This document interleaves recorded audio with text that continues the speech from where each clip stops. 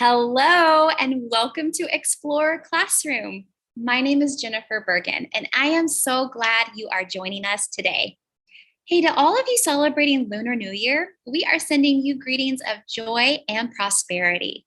And we are also celebrating Black History Month. We hope all of our viewers take some time to learn about Black excellence in their communities today and all across history.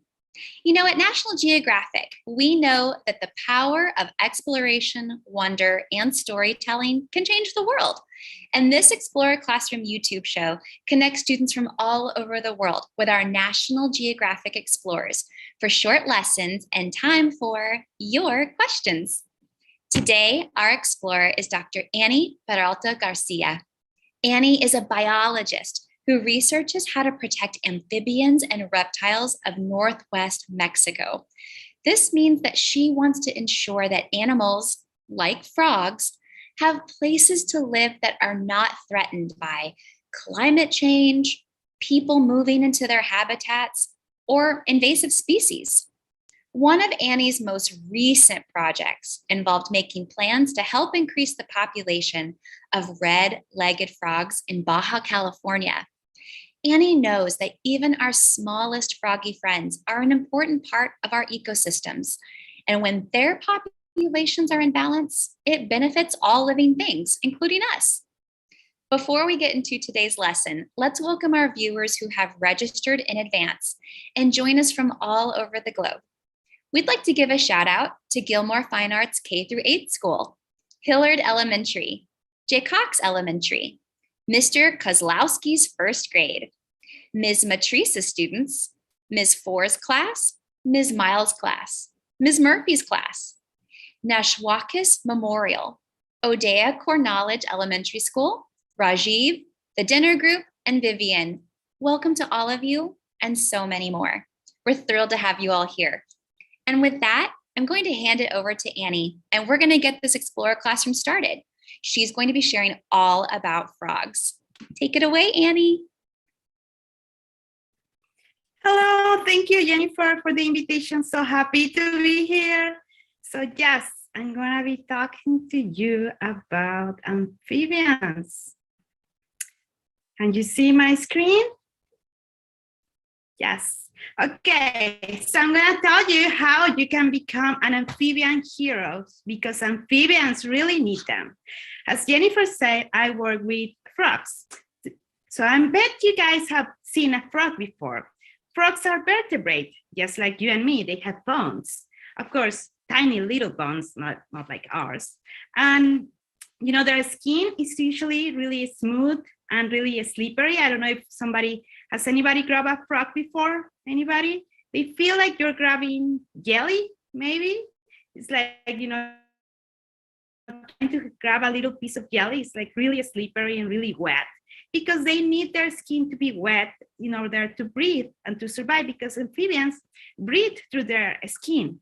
You know, their skin doesn't have scales like reptiles or fishes, or doesn't have hairs like ours. And amphibians means both lives. Why both lives? Because they live both in the water. Part of the life cycle has to be in the water, and then in land.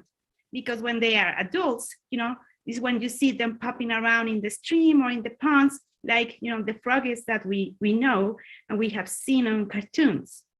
And I have some pictures from you. So these are some egg masses from a red-legged frog. You can see the little eggs in there. Each of those is a tiny little frog.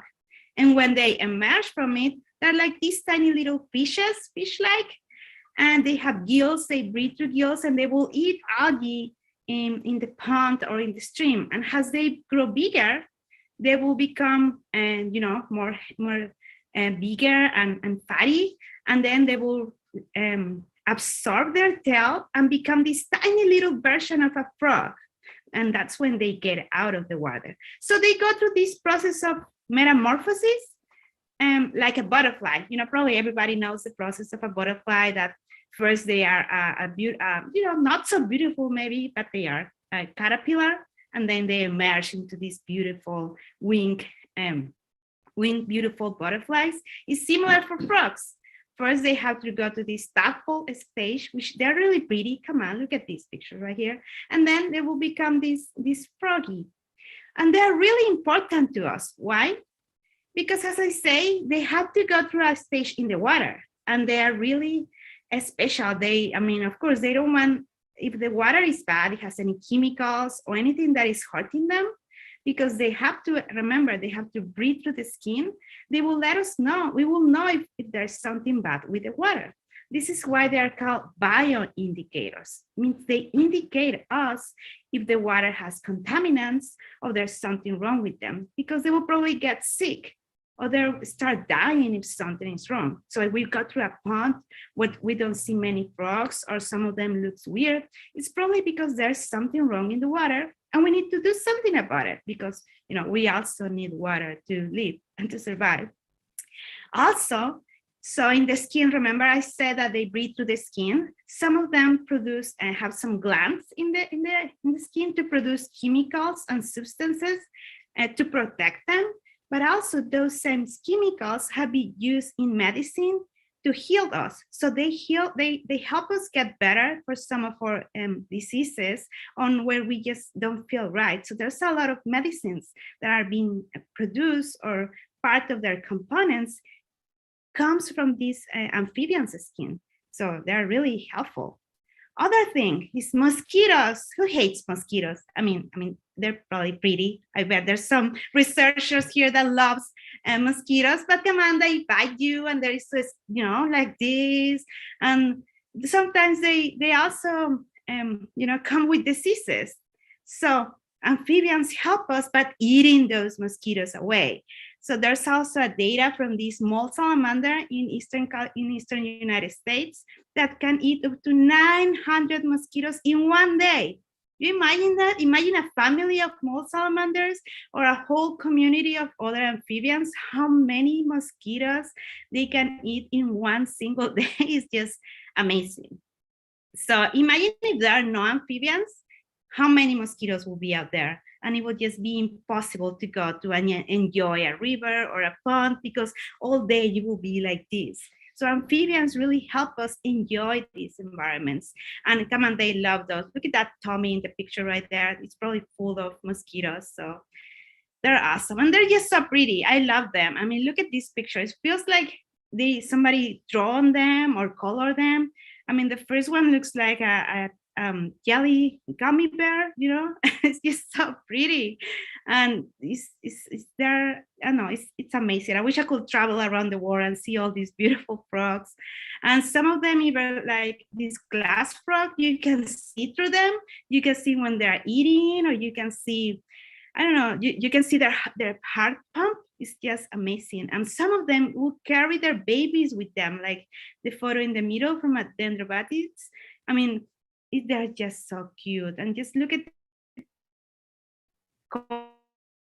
the red eye frog. Just, it seems like somebody made that up. I mean, that is real. So it's amazing. However, they are disappearing.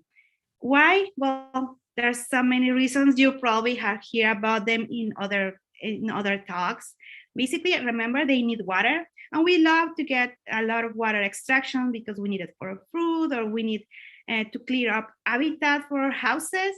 So they lost their habitat, climate change, diseases, just like, we have COVID, they have other kind of diseases that are also affecting them, exotic species, a whole bunch of them. So at least 2 out of 5 species in the world are disappearing. So imagine each one of your fingers is a frog.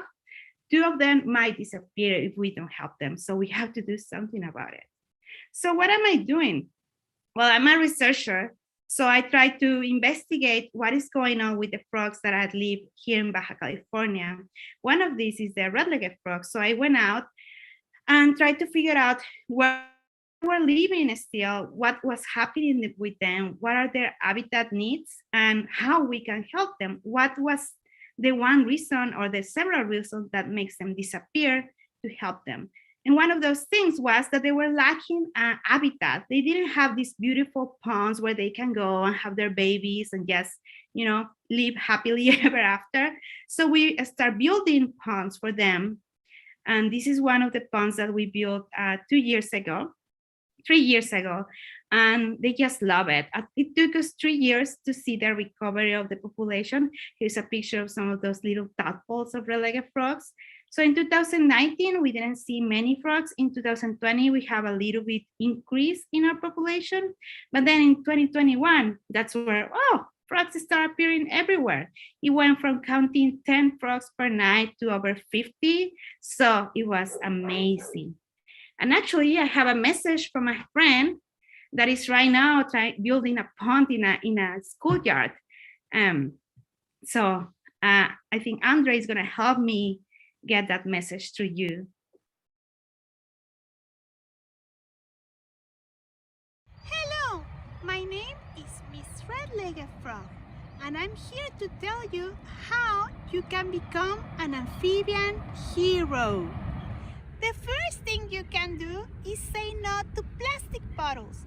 Why? Because it takes a lot of water to make plastic, the same water my babies needs to grow. So you can save my babies by using a reusable bottle. And don't use plastic. So tell your parents not to use plastic, please. The second thing you can do is investigate and search about your local amphibians in your city, who they are and how you can save them from disappearing. And lastly, you can tell everybody about us, about how important we are and that we need you. We need heroes that can save us and our babies.